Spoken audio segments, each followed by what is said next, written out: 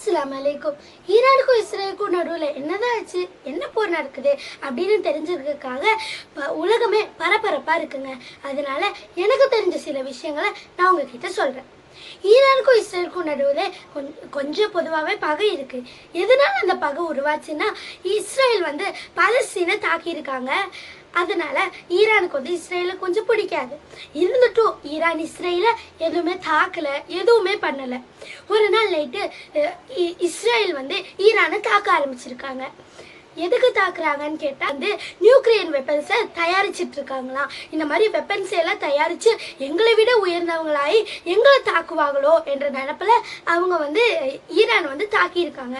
ஆனா ஈரான் சொல்லவே இல்லையே, நாங்க இன்னும் தயாரிக்க கூட இல்லை, நாங்க நியூக்ளியர் வெப்பன்ஸை இன்னும் செஞ்சு முடிக்க கூட இல்லை, நாங்க உங்களை தாக்குவோன்னு சொல்லவே இல்லை, நீங்க எதுக்கு எங்களை தாக்கலாம் அப்படின்னு சொல்லியிருக்காங்க.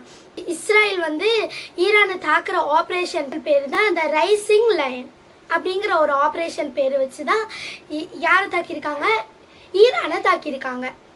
அந்த ஈரானோட லீடர் ஆயத்துல்லா அல் கமைனி சொல்லியிருக்காரு, போர் தொடங்குறது என்னமோ நீங்களா இருக்கலாம், பட் முடிவு எங்க கையில தான் இருக்கும் அப்படின்னு சொல்லியிருக்காங்க. அப்போ இந்த உலக நாடுகள் இருக்கிற மக்கள்கள்லாம் நினைச்சுப்பாங்க, அவரு சும்மா தான் சொல்லியிருப்பாரு, சும்மா விளையாட்டு சொல்லியிருப்பாரு.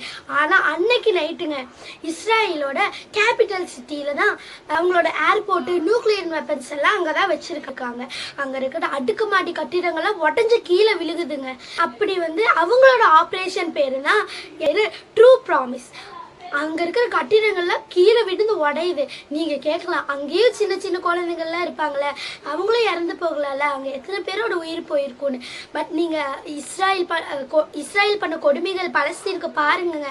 அங்க இருக்கிற சின்ன பிஞ்சு பிஞ்சு குழந்தைகள்லாம் மவுத்தாகி போறாங்க. அப்போ அவங்க ஈரான் இஸ்ரேலுக்கு பண்ணது கரெக்டா தப்பா இல்லைன்னு நீங்களே சொல்லுங்க.